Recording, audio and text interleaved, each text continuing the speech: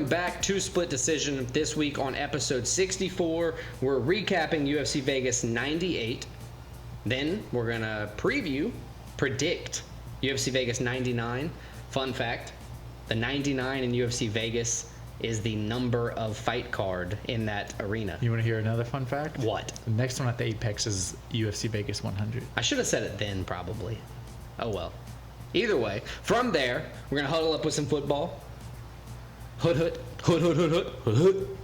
and move on. That's going to be NFL Week 7, college football Week 8. Got that right this week. Correct. From there, Correctamundo. We're going to lay out all of our picks and bets for the week. We're digging back from that hole we dug early in the season. Slowly but surely, we're going to get there. At least pick-wise.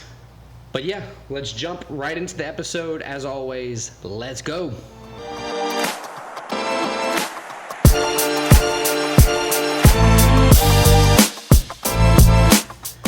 The 98th fight card in the Apex happened this weekend, Alex. UFC Vegas 98.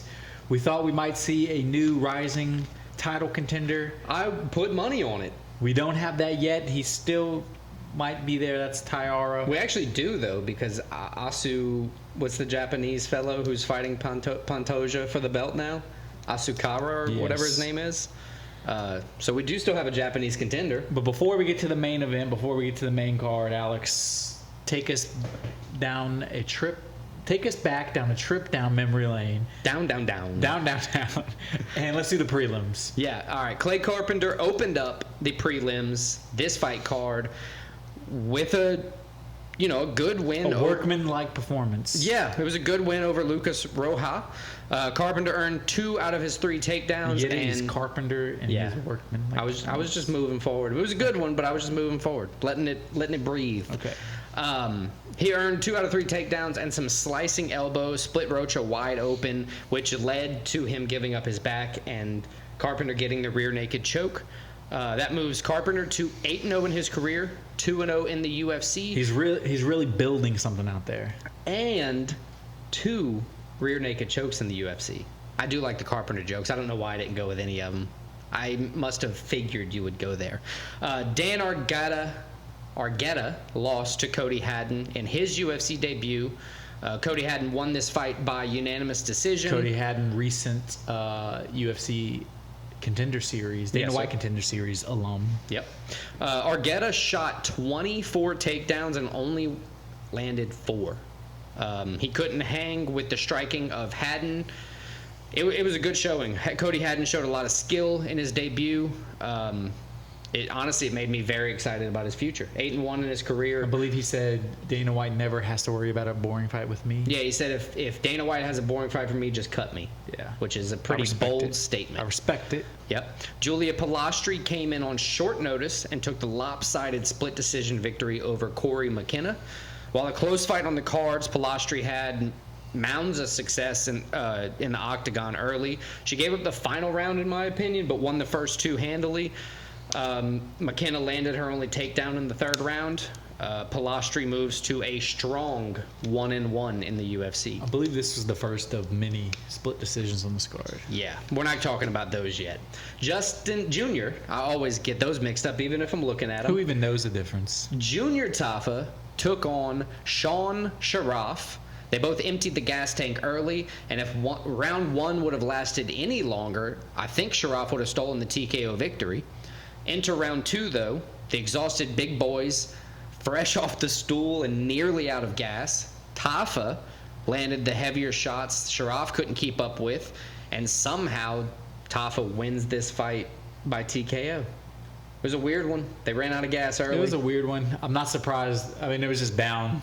Dude, whoever could lift their fist was going to knock the other one out. The whole time during the 7-minute fight we had, the commentators were just talking about how Junior Tafa wants to move to light heavyweight. And it's like, bro, you're lasting a round and a half at 250 pounds.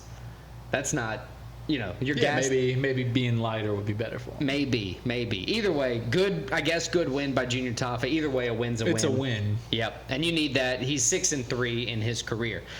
Thimba Garimbo took Nico Price to school on this fight, scoring 7 out of 9 takedowns with nearly 2 full rounds of control. His Price cool name had too. no answers. Wink, wink. If you know Thimba Garimbo's nickname. From there, he outstruck. Garimbo won unanimous decision. It wasn't an easy win. No fight's an easy win, but it was a great win. Not from my perspective, because they put a whole lot of work in that I don't put in. Garimbo won unanimous decision, the fairest judging on the night, in my opinion, 30-27 on all three, unanimous decision. Pat Sabatini out-wrestled and outmaneuvered Jonathan Pierce, who I have to admit, and the commentators are talking about it, Jonathan Pierce has good grappling, but Pat Sabatini saw the lone mistake that was made and locked in the rear naked choke.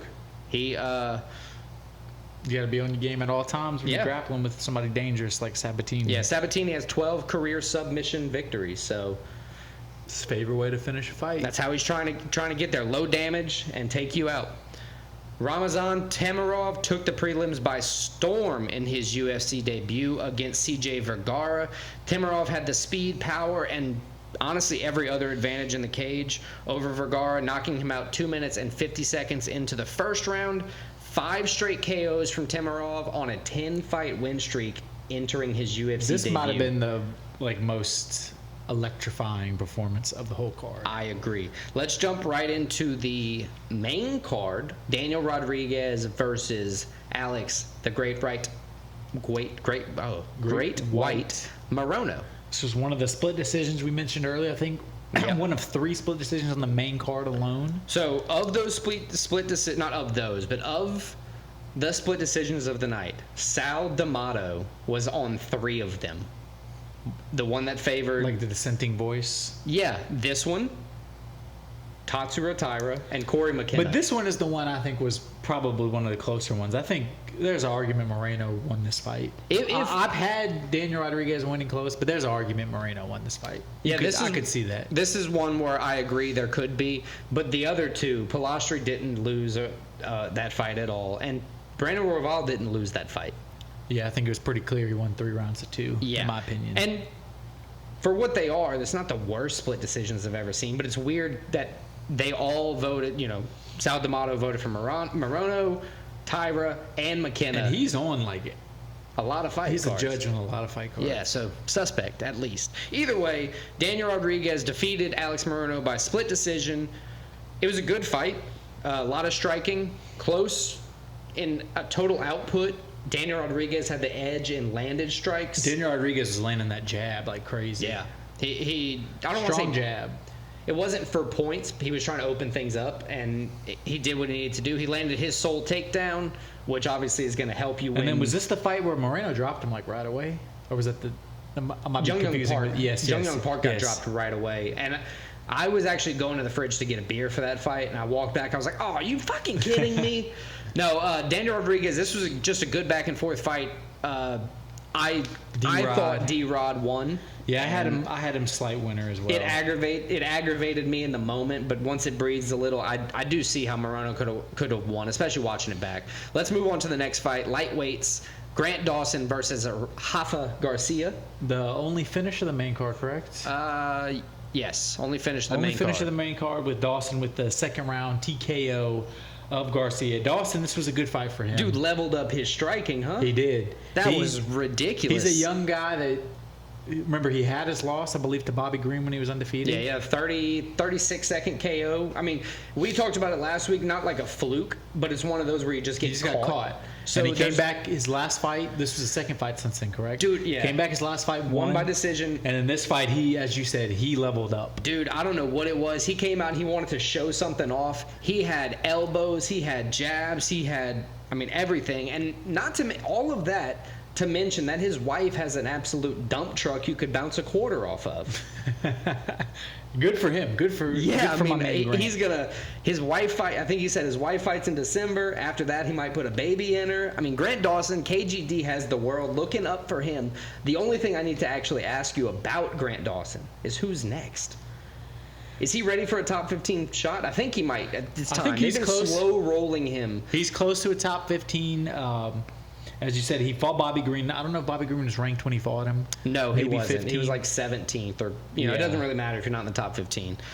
Let me give you my 3 options because I think he's ready for a top 15 fight. My reach play. Let me guess. Jalen Turner. I made sure not to do it because he's booked. Reach play will be a rematch of Bobby Green. When you get caught like that, yeah, I would like to see that. I think it's a reach, but I think it could happen, especially with the trajectory difference that they're on, especially since those two fights. Well, KGD's trajectory never was messed up, but Bobby Green's has gone down. Or what about Benoit Saint-Denis taking 2 losses in a row? I think that'd be a good fight for He's Benoit. 11th or 12th in the ranking, so it would be a bit of a reach for Dawson, but I believe 13, 14, and 15 are all currently scheduled fights. Well, actually, 15 is Rafael Dos Anjos, and he requested to be removed from the rankings. So there's actually a 15 vacancy right now. My dogs are fighting. You hear that? Yeah, it's crazy. Yeah, well, they do that over dinner sometimes. Or what about They're mad. the not recently beaten, but the last beaten, Rafael Fiziev? I think Benoit Saint-Denis is the one I want to see. I think it'd be a good fight for both. A nice step up in competition for Dawson. Chance for Benoit to get his It's one of those back. like wrestling could be a stalemate, so it could resort to a striking bout. And with Dawson's level up in striking, I would love to see that. especially with a little bit more time, he could learn another technique or master something else. I think that could be It would be a fun fight. It could either be a fight night main event. It could be the main prelim or one of the top prelims of a pay-per-view card. I would love to see that fight. It could be any number fight on a numbered card for sure. Yeah. Let's go on to the fight we didn't get to talk about because it was a last-minute addition to the main card, but we did do our picks. We both got it right. Chidi Njokuani versus Jared Gooden. I believe Gooden was one of 3 fighters on this card to miss weight. Yeah, I believe he missed it by 2.5 pounds, which is not a crazy weight miss, but it's the welterweight division. It's like I'd have to say one of the easiest weight classes to make weight in. Well, it just depends how big you are. Well, move up. Womp womp, right? Yeah. Chidi Njokuani didn't care about the weight miss. He won 30-27 on all the judges' scorecards. And I think I take it back. This is the most honest judging scorecard of the night. This was the best judged one, but I think it's because it was the most clear. Yeah, it was very clear that Chidi got the dub. Chidi He was had the better win. than Gooden on the night. I want to say Gordon, but Gooden. Jared Gordon. That's another fighter, yeah. Jared Gooden. Yeah, you're right. Gooden had some success. You know, he got 2 takedowns when he shot 8. He did try to lock in a sub, but Njokuani overall just, had every answer for the technique and everything. I don't have a who's next here, but the reason is because Chidi is 2-0 in the welterweight division, so it's a recent move for him.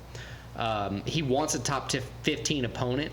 But if you look at the welterweight division, 14 of the top 25 welterweights have a fight booked. Yeah, so it's a busy division. It's becoming the busiest division quickly. It's a good thing. Yeah. And 4 through 10, 7 of those, 4 fighters and 4 through 10 don't have a fight booked, but he's not getting none of those. Top 10 fight right now. So I think he's just going to have to wait, kind of maybe have to take one that's not in the top 15 to show off his skill set again or something. Yeah, I still think he's a couple fights away from getting a ranked opponent. But either way, I think Chidi is on the rise. Good showing by him over Jared Gooden, especially when Jared Gooden had the benefit of not having to cut the full amount of weight. Moving on, co-main event. Jung Young Park defeated Brad Tavares. This was the fight. Jung Young Park got dropped right away. And I was terrified. Like I said a few fights ago, I was in the garage here getting a beer, walked back in, and Tavares was on top of him. And I'm like, are you serious? Like, this is happening to Park again? Park, he ended up getting the split decision win. This was a very close fight. Tavares, I mean, we talked about it. His leg kicks, he was going heavy on the leg kicks. I have to say, Park countered the leg kicks with leg kicks of his own. Yes, Park started count. That is... Doubled up on him. I see your leg kicks, I'll leg kick you back. Park landed 19, Tavares landed 8, and there was more damage on Tavares' leg early, which pretty much made the leg kick stop after the first half of the fight. It was a good rebound from Park. After getting, as you said, he got dropped right away, and it's like, oh no, here we go again. Park's last fight was I'd say a robbery split decision, where he lost. It's like, this dude needs to catch a break, and the judges are not handing out breaks lately. You got to win sometimes not by decision. I mean, it is what it is. Park's striking is good. His wrestling is good. 2 out of 6 takedowns over a round of control. I agree. It was a good performance from Park. It was a good fight. Middleweight's a weird division. Tavares came out and fought well, but Park, he's got to get some finishes to be able to really level up. Yep. I got some questions for Park. Because he's 8-3 in the UFC, he usually puts like a 2 or 3 fight win streak together before he takes a loss, which even when he takes a loss is still adding, he has stock rise almost every time. One of them was a very close split decision loss. Right. His last loss. So he's not just getting completely walked over. I got 3 options for you for Jung Young Park, the Iron Turtle. What about Paulo Costa? He's 1-4 in his last 5. Admittedly against top contention in the division. I think that's a good one though. I think it kind of goes with the Benoit Saint Denis thing where it's like you got to answer. He's a guy, he needs a dub, and this is a guy that's rising, so it's like why not put him together? Yeah, he's holding a ranking that I don't want to say he's not deserving of, but it's up for the taking. Prove you're deserving of it against a rising guy. Or Ikram Aliskerov. Just got knocked out by Bobby Knuckles. By Bobby Knuckles, which they kind of threw him in there. Right. He jumped in the deep end real quick. Which good for him. He took his test. Yeah, good for him. Or the good UFC for him for getting vet, knocked out. The old gatekeeper himself, Jack Hermanson. That's probably my reach play of all of them. Hermanson was his last fight against Joe Pyfer? Or no, he's fought since then. He's fought once since then. He still won though, I believe. Yeah, so he's kind of been silently on the rise, but you're right. He's kind of been in that top 10 for a while. Yeah. Give me Paulo Costa. That's the one I think that's the most exciting. That'll get most people talking. I think that'll be a good fight. And it'll answer my question: is Paulo Costa washed? Is he done? I mean, when he fought Bobby Knuckles, he was right there. Maybe. Yeah, he was. All right, let's go to the main event. Brandon Royval, split decision win over Tatsuro Taira. Shout out Saul D'Amato again gave Taira the split decision nod. Gave him rounds 1, 2, and 3, I believe. Yeah, pretty wild. Royval I would not give him win. round 1 at all. I think Royval got the deserving win on this. Yeah. Taira, though, it wasn't a bad performance. He faced a lot of adversity. He proved he's about it. His tough chin. He's a tough guy. He's still getting knocked out. Not getting knocked out. And I think going into the 5th round, it was 2-2. Because I think first round you give to Royval. Taira rebounded well. I think he won the 2nd. Either fighter. Royval came back, won the 3rd. Then Taira responded again to adversity, won the 2nd. Then Royval, I think, just being the vet, and he had the better striking. He also had the better gas tank. He had the better striking. He had the better gas tank. By the end, he was he was putting. I mean, he won the 5th round in my opinion. I rooted for Taira. I had money on Taira. I think you as well. We both picked Taira. Yeah, I think it was 135 for Royval. Exactly, and that's how you win a fight. That's why he's the #1 contender for the belt. I guess he's got to wait his turn now. But the only who's next I got for him is who's going to win between Pantoja or Asakura. Pantoja loses, Royval's right there to possibly get a title shot. And the only question is why wouldn't Royval get another title shot? He beat, it might have just been a bad I think the camp. UFC now is just trying to not avoid having these trilogies at this weight class. The trilogies at flyweight, the quadrilogies at flyweight are oft. But, I mean, at some point it'll be undeniable. It has to happen if it has to happen. Yeah. If you can't contend with the top 5 and they keep beating you, you don't deserve to be there. That just is what it is. Yeah, this fight reminded me a lot of, I know it didn't end nearly the same. It wasn't as decisive as Poirier beating Benoit Saint Denis, but it was kind of the same thing. It was like a guy that's been in that top 5 for a long time. Yeah. The new contender everybody's talking about, has just a lot of hope, comes in and just gets, obviously Taira didn't get stopped as in he got knocked out, but he got stopped as in it's pretty obvious Royval won the fight and Royval was better. Well, it was almost the same thing as the Pantoja-Urseg fight because Urseg put up a better fight against Pantoja than he did against Cara France. Yeah. So, either way, shout out to Brandon Royval. I think he gets the winner of Asakura versus Pantoja. And I think Taira, he's still Royval. 24. He's still, only 24. 24, it's his first loss. He's still tough. I think he's still right there in the top 5 of this division, I think. And he'll be back at a title shot. Title contention soon enough. At the end of that fight, you know what I wanted to hear more than anything, though? I'm so happy, thank you!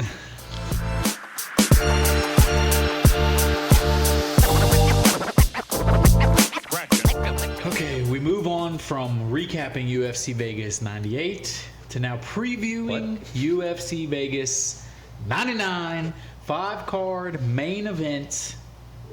Until Thursday. 5-fight main card. Yeah, until something gets fucked up or somebody misses weight or they just add one randomly or swap it around on us. Either way, we're going to talk about these 5 and hope and pray that these 5 fights actually go. Yes. And Let's kick it off, Alex. The first fight of the main card to open it up. Darren Elkins, the Damage, taking on Daniel Pineda, the Pit. Both Americans. One's 39, one's 40, so both old guys. All right, check the box. Age discrepancy does not matter, nor reach discrepancy here. 2 inches, in my opinion, is not enough to give a shit.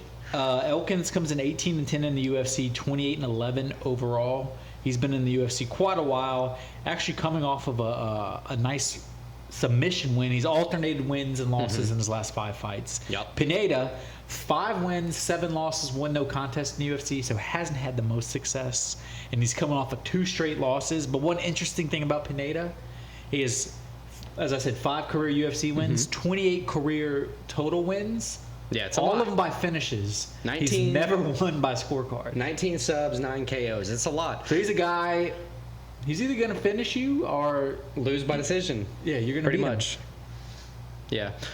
Pineda is 1-3-1 in his last 5. Abysmal recent record. But compared to Elkins, at least the people Elkins has fought recently, Pineda was facing tougher competition, at least in his defense. That's the only thing I got for that. Reach is close on these two, like we were saying. Age is close. Everything about these two guys, their style, everything about them is pretty close. It's a similar stylistic matchup. This is almost like the UFC's like, these guys are close enough. Right. Pineda, like you said, 100% finishing rate, but to add it up to make it, sound even crazier, he's had 47 pro fights and still has a 100% finishing rate. It's just ridiculous. It's pretty much a toss-up on the scorecards. I think it updated. It actually is even now. It says it on the screen. I got to lean with Daniel Pineda because even though he's 1-3, he faced tougher competition, while Elkins has alternated wins and losses. Leaning on that kind of sets him up for a loss, in my opinion, if he's a man of averages. So yeah, I'm gonna pick Daniel Pineda. What you got, Holmes? I'm gonna go with Elkins. I'm gonna go with a guy that's had much more success in the UFC. He has 18 career UFC wins, so he knows what it takes to win in the UFC consistently.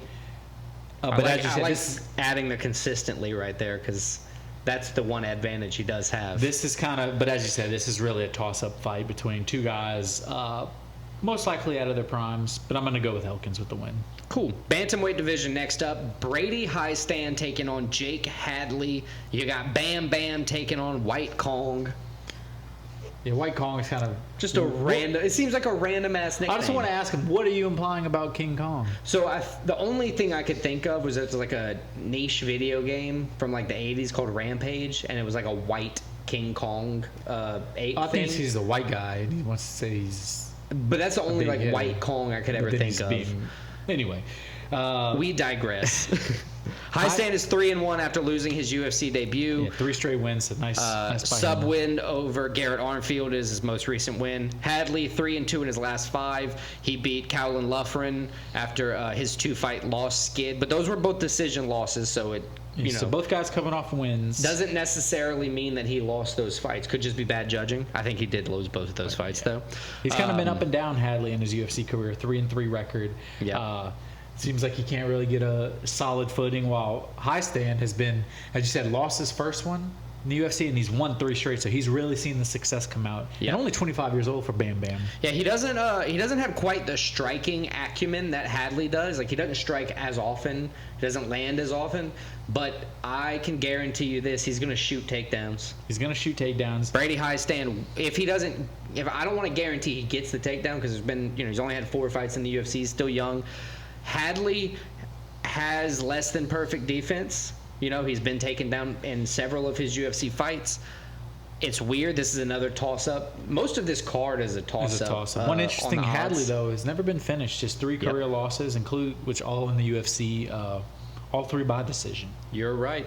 11-3 for Hadley, 9-2 for Highstand. I got to lean Brady Highstand. I think he's on a bit of a career trajectory rise right now, and I think with that prolific takedown offense that he's throwing out with decent striking game. I mean, while he subbed Garrett Armfield was supposed to have the striking advantage in that fight, and it looked actually like Brady Highstand had the striking advantage. So I lean with Brady Highstand holding his own against Hadley's good striking, but grabbing that takedown and getting the win. I'm going to go with high stand too. I think he's had much more success. I think he's going to get his 4th straight win.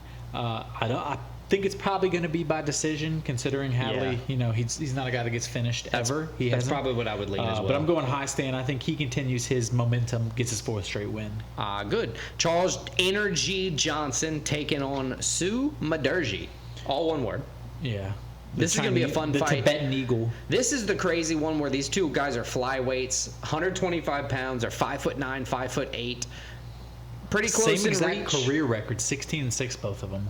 Pretty different with how they've gone down. Charles Johnson has a good mix, 7 KOs, 3 subs, 6 decisions.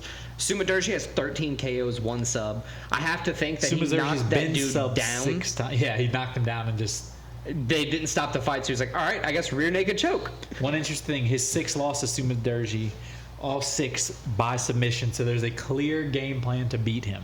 And he's taking on Charles Johnson, who has 4 career sub wins. None in the UFC, but you never know. So the Tibetan Eagle, 3-3 in the UFC, so he's been up and down, but Charles Johnson hasn't been that much better, 5-4. But recently... 3 straight wins. I was about to say, recently, Charles Johnson, 3 straight wins. So maybe he's recently, found something out. Sumaderji, 2-fight loss streak. So is it 2 guys going in different directions? Is it going to even out?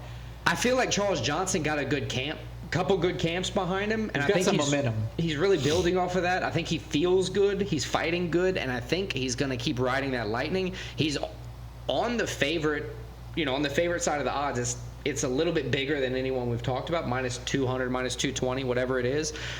But he still has ability on the ground. If you look at his, fights, what'd you say he was total in the UFC?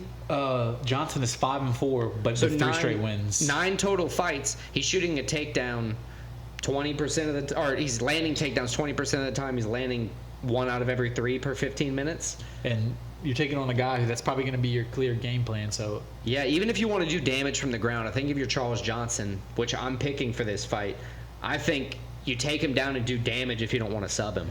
I agree. I think I'm picking Johnson. I just think between 2 guys who you look at their stats, a lot of them are pretty even in terms of wins, losses, and everything.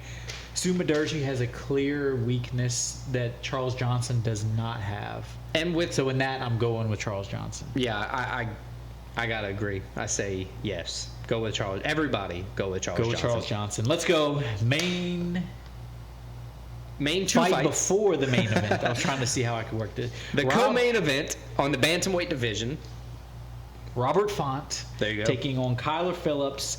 Font 10-7 in the UFC, 28 overall. Phillips 12-2, 6-1 in the UFC. Rob Font has lost 4 out of 5, but listen to the 4 guys he's lost to. Davison Figueiredo in his last fight. Yeah. Corey Sandhagen, Marlon Chito Vera, Jose Aldo. That was what I was going to say if you didn't, that even though he's lost 4 out of 5, the losses are good losses. I get he's old, and probably out of his prime. He's a guy that you're not going to, he's had 1 career loss by a finish, a submission loss, but you're not going to knock this guy out. He's going to be there the whole time. Yeah. He's got the 1 win. Guy. I'd say was the surprise win over Adrian Yanez. Yeah, the rising Adrian Yanez. Yeah. Everybody thought he was going to be a stepping stone, and he just finished Adrian Yanez. Yeah, and kind of derailed his career. This is kind of the same thing though. Kyler Phillips is a heavy favorite, minus 425, biggest favorite on the night so far, or I think total. Yeah, total. Yep. Total, yes. Phillips is on the alternate side, 4-1 in his last 5. He's won 3 straight. 3 decision wins. Won 3 straight, and he's 6-1 in the UFC, so he's won 6 out of 7. And he faced a recent big test over Pedro Munoz, who was recently, in the top 15 in the bantamweight division.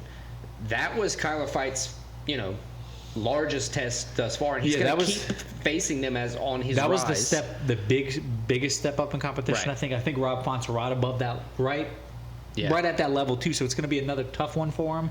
We're going to see how legit Kyler Phillips he is, and how good his 6-1 record is. It really a 6-1 record? I think it is. I was going to say I think it is, and I don't even want to say that age is going to play a factor, but this is one of those ones that you can bet with the age being 29 versus 37. Right, 8-year age gap, similar reach. They're fighting off the both stance, which means they're going to switch the same type of way.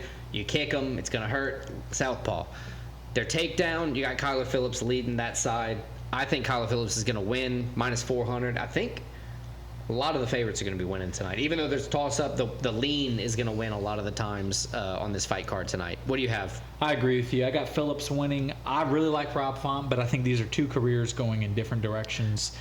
How small Davis and Figueiredo is, having the success he did, being able to take Rob Font down, I think opened the door for people to see that it's possible like that.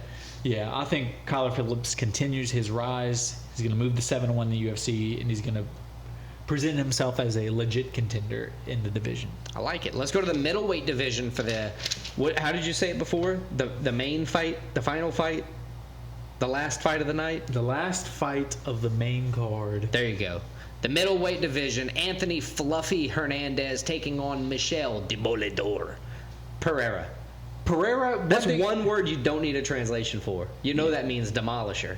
Pereira, I should have mistranslated it just terribly. I couldn't believe Michel Pereira is only 31 years old. Yeah, he looks 45. He has more fights like he's 22, and he has more career wins than he is old. He's 37 career, not UFC, but wins. 31 years old, 9-2 in the UFC. As I say, I've been saying it every week now. When we're looking at all these fights, you see everybody's record in the UFC. When you're 9-2, and you're something along that record in the UFC, you're legit. Yeah, he was in the welterweight division for a little bit, missed weight a couple times, and he's like, all right, I need to come find my power in the middleweight division, and power he found. 8 straight wins now for him, 3 of them finishes, 2 straight submission wins. I mean, Pereira is on a run right now. But don't count out Anthony Hernandez. He's on a 5-fight win streak with 4 out of those 5 fights being finishes. Yeah, like the Fluffy nickname is all a joke for him. He's got hands of steel. Yeah, he's 6-2 in the UFC, as you said. Out of those 6 wins, 5 of them are finishes. 1 KO, 4 subs. Yeah, I mean, these are both guys, but he hits hard, man. These are both guys. Momentum is on their side. Both guys rising. Both guys are trying to prove a point, trying to break into this title conversation. I think there's not a lot of people talking about this fight. I think just because it's before a numbered UFC card. But this is a huge main event. It's going to be a very entertaining fight. I absolutely agree. Both guys are very fun to watch, very active on the feet, and Hernandez, he has a great ground game, right? Like great ground game. You know that he's got 8 sub-career wins. Like while I say he has hands of steel, he only has 2 career knockouts, but he's doing a lot of damage to people from the top. Making them flip over to their back, getting subs. He's doing damage. He's striking hard. His accuracy is good. He lands 6.62 takedowns per match. I mean, that's just insane.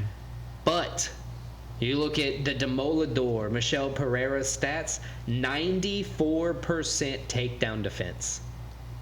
And that's through how many fights in the UFC? 9? Through 11 UFC fights. So 94% through 7. It's hard to take this man down. He is strong. You're going to have to walk through hell to take Michel Pereira down. Pereira is he has a great ground game too, great submissions, but I think he's a little bit more heavy-handed than Anthony Hernandez. He has more the knockout power and the power to stun you. Yep. And that's why I'm going to go with Pereira. I think he's a little bit more complete of a fighter. I think he's a little more well-rounded. Anthony Hernandez, his 2 UFC losses, one by KO, one by submission. Yep. So it's there. And I think Pereira is going to figure out a way to finish him. Yep, I agree. I think Michel Pereira is going to win this fight. I agree with everything you said. He's a more well-rounded fighter. He has a great ground game, but better striking. So, when you zig, he zags type of deal. And he's a guy, he's some fast. Crazy zags, too. Yeah, he's fast. You don't know cardio. what he's unpredictable. He'll do a backflip to try to kick you in the head. He'll jump off the cage and roundhouse kick you. We've seen him do some crazy shit. He's probably the most unpredictable fighter in the UFC in terms of what kind of movement he's going to have. Yep. So I'm, like you said as well, I'm very excited for this main event. Check it out. Anthony Hernandez versus Michel Pereira.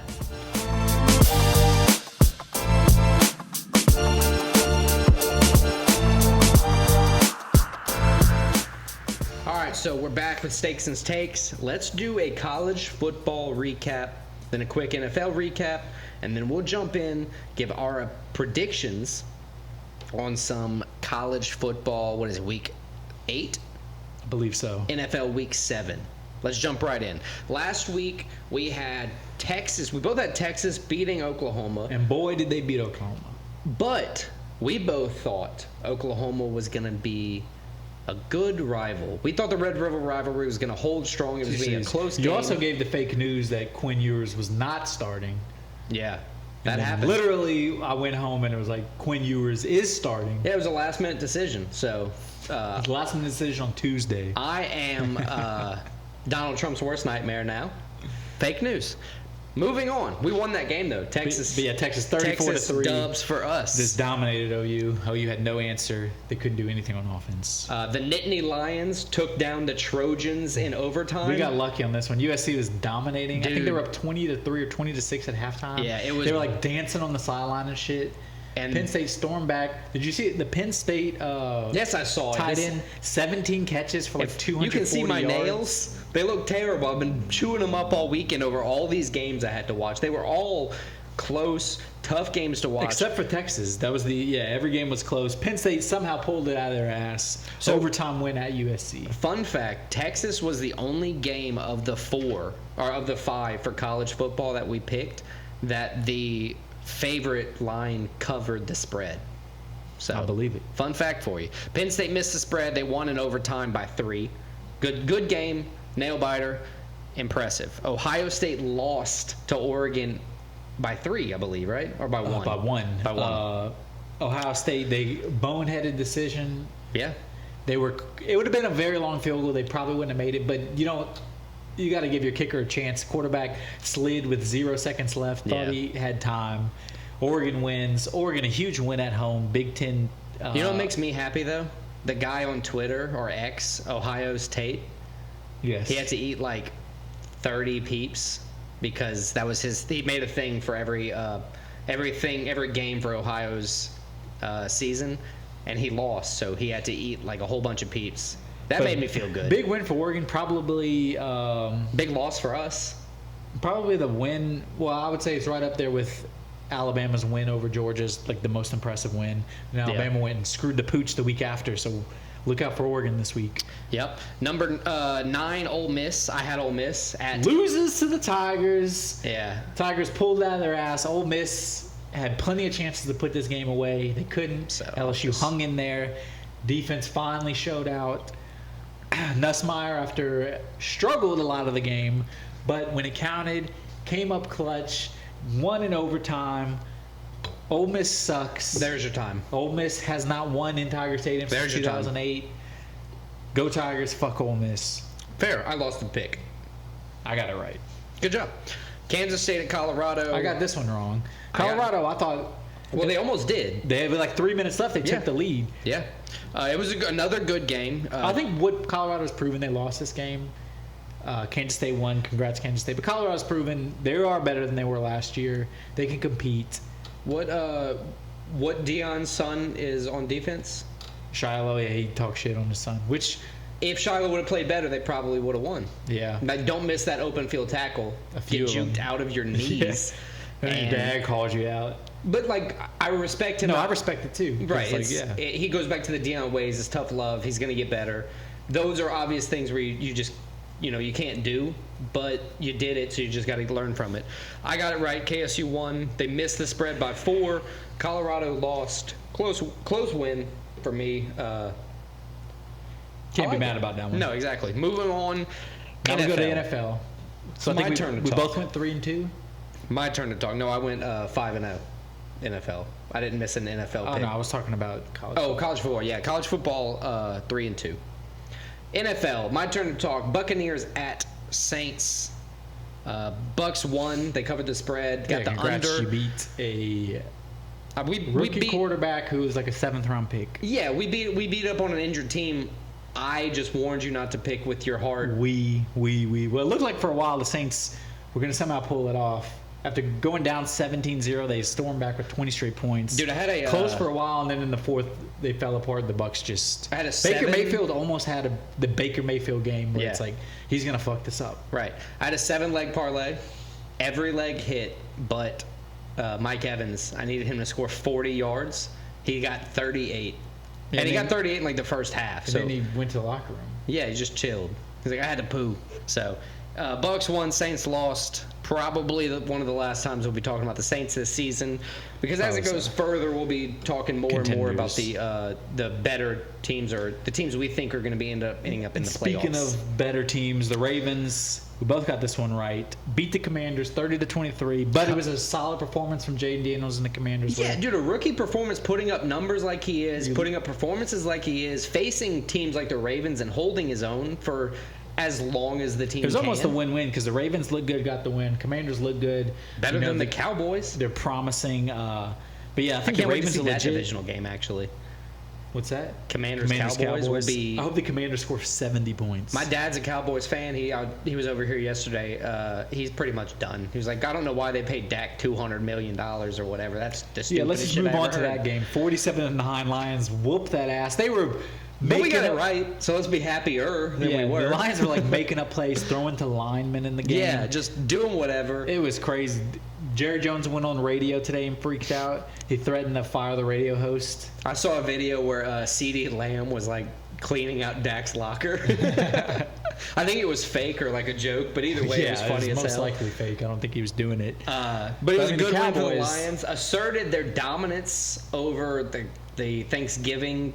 You know, that's the most watched Thanksgiving team now, because I don't give a shit about the Cowboys this year on Thanksgiving. The Cowboys moved to 0-3 at home. That's crazy. But admittedly, though, they're always pretty bad at home, right? Not this bad. This is the first time they're 0-3. Yeah, they are never this bad. Let's go to the next game, second to last game, Bengals at Giants. Bengals, thank God. Bengals got the win. Everybody loves Joe Burrow. With a 50-yard run. But that was it. He threw 5 touchdown passes against the Ravens and then can only do... Well, I mean, the Giants' defense showed up. It wasn't Burrow. Like, they were fumbling. They were... No, I get it. I'm just saying the Bengals are just a mess. They figured out a way to get this win, but they got to get this straightened out. It's frustrating is all I'm really talking about. It is. The Giants could not do anything, though, offensively. Yeah. Bengals still have pretty much no hope for the season. This season. 2-4, they got a chance. They're only a game... If you look at the playoff standings, they're only a game back wins. It's still early. Bills at Jets to wrap it up. Bills at Jets. Bills got the win. It wasn't a pretty game, but they figured out a way to get stupid penalized, right? Yeah, the Jets. That was questionable calls against the Jets, but I mean, both teams. Either way, like it was just like call after call. It was like these refs. I mean, these were both teams that needed to win. Bills, I think, had 2 straight losses coming in. Jets had 2 straight losses. In one of our fantasy group football chats, this guy named Dwayne said that the refs were going to have to ice their arms after the game. Yeah, it was one of those where it's like, this is just getting ridiculous. Let him hold. If it's this bad. Saleh got fired. They had the defensive coordinator calling plays. He's the interim head coach. Yeah, he did a fine job. You know, they got the second half Hail Mary, 4th time in Aaron Rodgers' career. That's pretty cool. Nuts. They almost pulled it out. But they did it. Bills win, but and we get it right. And then they get Devontae Adams the next day, so watch out for the Jets. Yeah, they get Devontae Adams. So I went 5-0 on NFL. What'd you do? 4-1. 4-1. All right, so that'll move us to, drum roll please, 11-4 both for the week. Yes, 11-4. So good job. I'm 68-38. You're 66-40. So I hate you. We're good. We're starting back to rebuild the trends as usual. Let's jump into this week, college football. Starting off the first matchup, what do we have? Nebraska going to number 16 Indiana. Nebraska. Yep. 5-1, 2-1 in the Big Ten. Indiana 6-0 for the first time in like 50 years. 3-0 in the Big Ten. Both teams coming out of a bye. Indiana 6.5-point favorites at home, which is pretty significant. They're minus 230 on the money odds. Last game for Indiana, 41-24 over Northwestern. Last game, Nebraska, 14-7 over Rutgers. I think both teams are pretty evenly matched, honestly. Indiana, but just for different reasons. This is their best season in a while. Nebraska, also their best season in a while. I just think Indiana, they're a feel-good story. They haven't been good in so long. I think they're going to come down to earth. I think Nebraska figures out a way in a close game. They have a good defense. They have the young quarterback who's getting better every week. I got Nebraska getting the win, moving to 6-1, becoming bowl eligible.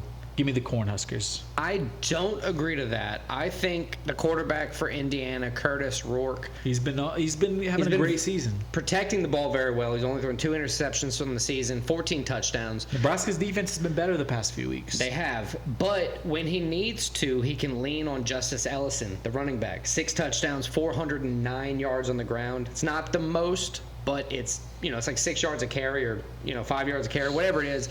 It's strong. It does what it needs to do. I think, being that they're a well-mixed team, I'm going to disagree with you and say Indiana's going to win. All right, let's move on. Next one. This is one of 3 SEC matchups we're going to cover. This is the toughest pick for me, I think, for the whole week. This is a big one. Number 7 Alabama, 5-1, 2-1 in the SEC. At number 11 Tennessee, 5-1, 2-1 in the SEC. Big rivalry game here. Alabama 2.5-point favorites on the road, -135 on the money line. Bama had the huge win against Georgia. They almost blew. Yep. Next week, huge historic upset to Vanderbilt loss. Last week, almost another big upset to South Carolina, 27-25 at home. The Gamecocks been playing their asses off. But still, that was a loss. Bama did not look good. They could not have that loss for their season. But on the other hand, Tennessee, as we said, 5-1, 2-1. 2 games ago, big loss at Arkansas. Big upset loss at Arkansas. And then last week, they barely beat the Gators. Barely beat Florida in overtime. So both teams the past couple weeks have not looked good. Both teams trying to figure it out. So let's assume that both teams come out at least on the same level. They're both going to be like playing, not disgruntled, but like out of whack. They're not clicking obviously right now, because when Milroe's clicking, Ryan Williams is clicking. When everybody on Alabama's clicking, they're putting up 50 points a game. Yeah, that's the reason I'm going to go with Alabama. I trust Milroe. I know what he can do. I trust him more. Tennessee has a good young quarterback. Yeah. He's a freshman, first year starting. But he needs time to grow. He needs time to grow, and I think that's been evident the past couple weeks. Give me Alabama. In any game, I'm undecided when it's Alabama, especially versus like Tennessee, a team that historically, hasn't played up to their billing. Right. I'm going to take the Crimson Tide, although this is not the same Crimson Tide we're used to, because they do not have Nick Saban as I was about coach. to say, this is the first Nick Saban-less Crimson Tide we've seen in a while, but I think they're still proving they're a worthwhile Alabama team. Well, I think they're proving they're still a good program. They're just not what they were. Right. But they've shown moments where they still had that type of fire. Well, yeah, they still have the talent, but it just goes to show you how good Nick Saban was. Right. I agree. I think Milroe's going to come out. I think they're going to start clicking like they did previously in the season. I think you can look out for the 17-year-old Ryan Williams. Yeah, and I got Alabama to win the game, cover the spread, hit the over. I got Alabama by a touchdown. All of the above. Let's go to the next game. Michigan at Illinois. This is the one that's probably the hardest for me to pick. I don't know why. For me, it was easy to go against Michigan on this one. I picked the Illinois Fighting Illini. I'm getting it right because I've seen their name multiple times this season. Michigan favored it on the road. But Michigan's been dull, to say the best, right? Yes, but I mean, Michigan has their game plan is they're going to run the ball at you. Illinois last week had a 24-point lead at Purdue. Yeah, and they Purdue's almost one of the worst teams in like a Power 5 conference. Yeah, winning 50-44 went in to overtime. Purdue actually in overtime went for the win. They went for 2 to try to win it. They didn't get it. What you just said is what I kind of keyed in on when I was looking at Illinois. Michigan's going to run the ball down your throat, right? They average, I think, 180-something, 190 yards a game on the ground. That's a good amount. Not the most in college. It's middle of the pack, upper tier maybe. Illinois is like 40 yards a game behind that.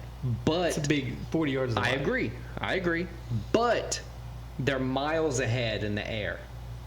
Yeah, I say Michigan miles, but Michigan has a well worse off quarterback situation. I agree, but Michigan's game plan is to hold on to the ball, and they're not running the fast-paced offense that you're not going to get the clock time if you're Illinois. But once you start the drive with Illinois, I think because they're well-rounded, they're going to be able to continue drives. They're not going to just be shut out by Michigan's defense.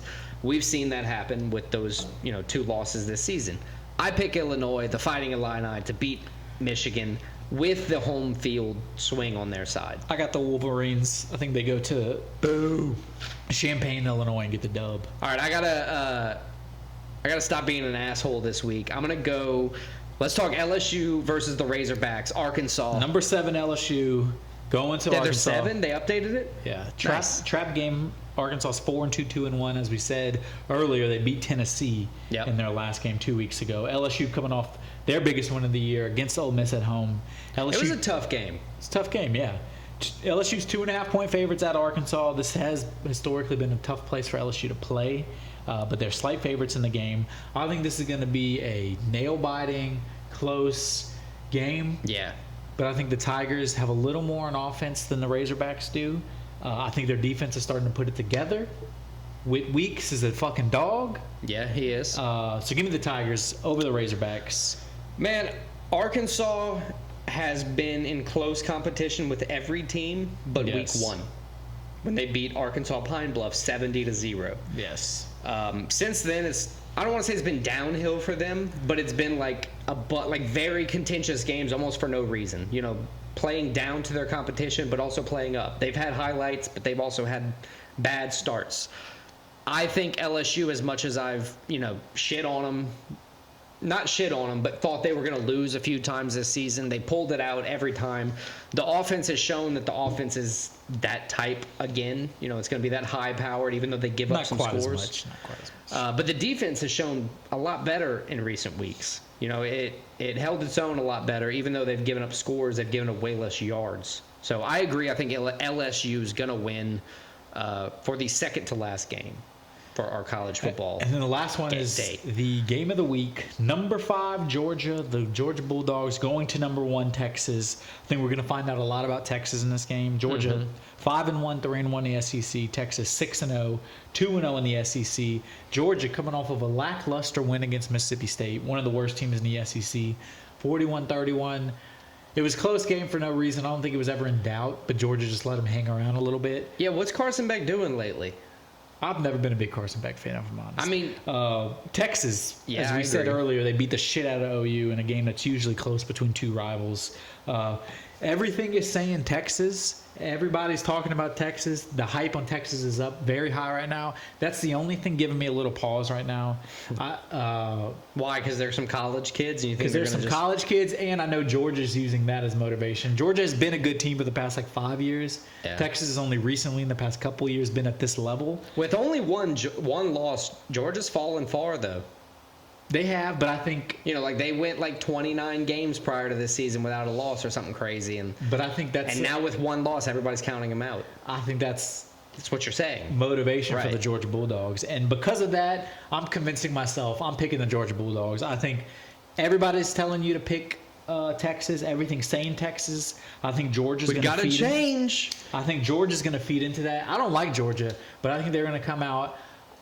I think the Bulldogs get the win. They show Texas, hey, this is the SEC. You're not just going to run through it like everybody thinks you are. Well, to your credit, they've had 4 SEC games. Their lone loss is an SEC team. They're 3-1 in the SEC. Yes. So I get what you're saying. I disagree wholeheartedly because I think Texas is the real deal this season. They've shown a few things. It doesn't matter what quarterback they play. They got it. They haven't played a top caliber team, though. Right, but they're prepared. Regardless of what has happened, they've been prepared. They are prepared to win. They're prepared to not make the mistakes they need to not make. And I think they're going to continue to do that all the way to the college football championship this season. Is that a prediction, a mid-season? Mid-season prediction.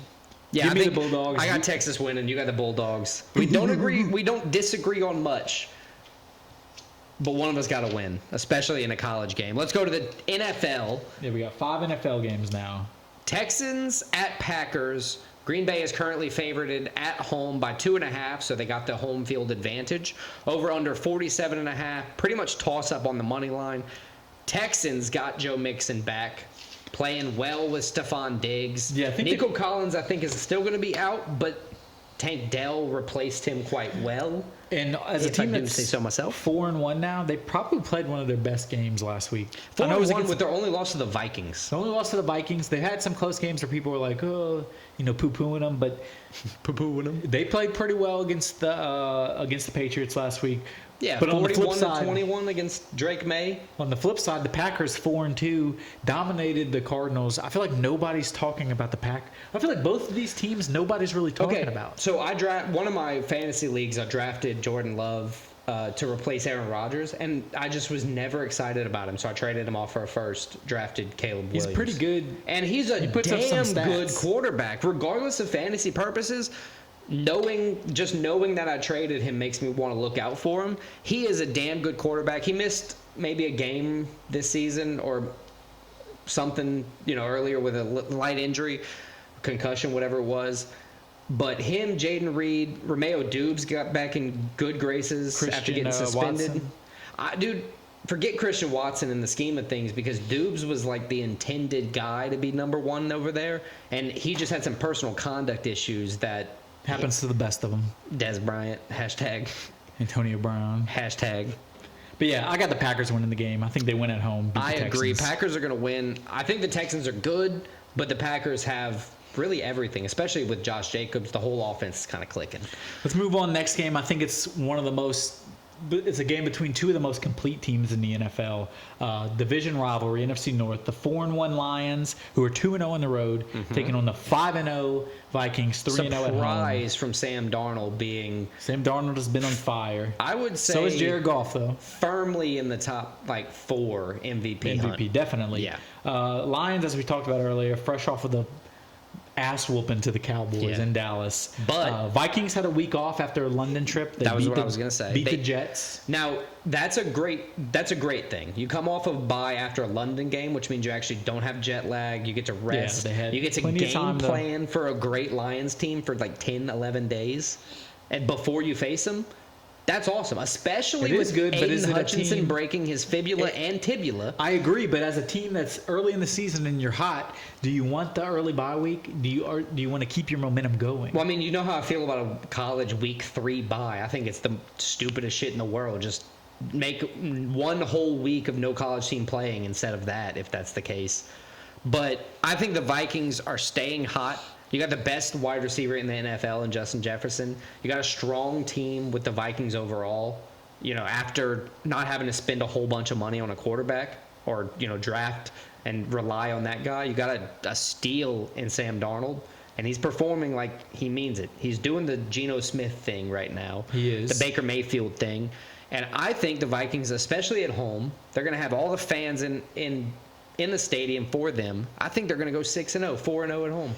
I think it's going to be a close game, but I disagree with you. I think the Lions pull it out. I think the Lions are a team that this is their second or third year of being a legit team. They are good. That's one thing you can't deny is they've been consistently good for 2-3 years now, and it's something to say for sure. So, because the Lions, this is what Jared Goff did. He did exactly what you're saying that Sam Darnold's doing. He went to a new team and kind of rebirthed his career. It's he's a legitimate. Yeah, he was the pretty boy in SoCal with the Rams at one point. Now he's. Not in the dirt with Detroit, but he's gritty. He's not overshadowed by the team. He fits in the scheme. Yeah, but I got the Lions winning. Cool difference there. Chiefs at 49ers is next. Chiefs at 49ers. This one blows my mind because when I placed my bet, the Chiefs had a positive plus odds money line, plus 105. Me too. I had plus 100 at even. So that is crazy to me. The 49ers are 3-3, regardless at home.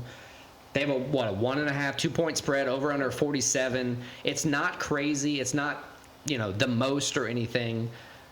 But 49ers don't have Christian McCaffrey. They have Jordan Mason, who's been replacing him well. But Brock Purdy has still been playing that, good game, but just not doing enough to get the win. He's doing 3-3 type games. I was going to come in fully prepared to pick the 49ers. But this is actually going to be my guest pick of the week. Wow. Beautiful fiance, Clara. I gave her the list of picks. Surprise. And she was low-hanging fruit, please? The Chiefs are her favorite NFL team. Really? Their favorite NFL team recently. Shout out Clara. It's Taylor Swift. So she's picking the Chiefs. Damn it. I just caught on. Chiefs I counter that with Butker. Stay undefeated, 6-0. So I'm going with my beautiful fiance, Clara. Chiefs, I think they continue their undefeated start to the season. They got the refs on their side, too, so that's always a plus. Give me the Chiefs to go into San Fran. Super Bowl rematch, get the win. Yeah, I don't see why they don't. I said this a few weeks ago when the Chiefs are minus 300. That's low odds for them. They should be winning. They should be minus 700 until they win a game. Give me the Chiefs. Give me the money line all day. Yeah, plus money line on the Chiefs. Sneak peek, I put a bet on that one because why would you not? Let's go to the last game. Second to last game. Sunday Night Football. Jets at Steelers. Jets desperately needing a win after 3 straight losses. So let's take a look at the Jets. They're minus Robert Saleh, but they're plus Davante Adams as of today. And now they're favorites at Pittsburgh Steelers.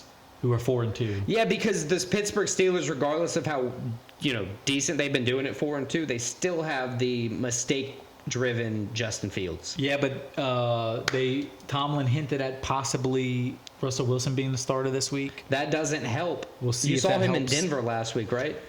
I did. Or not last week, last year. My bad. I so desperately want the Jets to win. I think this is almost I don't know. This is a need to win type game for Aaron Rodgers. I think he needs to prove something. He's had 2 growing performances in a row. The week before last, I think he threw for almost 300 yards, a couple touchdowns, 1 interception. But 3 picks. Or 3 picks. In London, he threw 3 picks. There you go. But and they fired Robert Saleh. But then he didn't play last bad week. Last He played week. a lot better. They just lost a close game. And now he has Devontae Adams, his best friend and one of the best receivers His in the whole NFL. roster is his best friend. All people he loves. He Alan has no Lazard excuse now. The Jets are kind of we're going all in on you, so come on. You're Aaron. the head coach, Aaron Rodgers. You got to win this damn game. I love Jets. Aaron Aaron Rodgers, so I'm picking the Jets. I think he steps up to the plate. I agree. I got the Jets winning. I agree. Ravens at Buccaneers is the Monday night football game. Ravens, rare to see in the NFL. Ravens I know both teams are 4-2, so just think about this. Both teams 4-2, but Ravens on the road. How did the Ravens start? They started 0-2, right? Right. But exactly, they've been one of the hottest teams, probably the hottest team in the NFL. They won a 5-touchdown shootout to Joe Burrow. Ravens on the road are 3.5-point favorites and -190 on the odds. Mm-hmm. Bucks coming off of a huge win against the Saints, but as we said, the Saints injury-ridden. I would say the Bucks are on the short list for a Super Bowl appearance at this point. I definitely wouldn't. Not the Bucks. I mean the Ravens. The Ravens, yes. The Ravens are on the short list for a Super Bowl appearance at this point. The problem is you have Lamar Jackson, who's a dual threat. He's become accurate all of a sudden. Well, because he has... And he can throw, or he can run still. Derrick Henry has 700 yards through 6 games right now. But this is the thing. If he decides he doesn't want to throw, he can just run himself. So you have a guy who's that crazy dual threat with one of the best running backs to ever exist, who's a monster size of a human in Derrick Henry.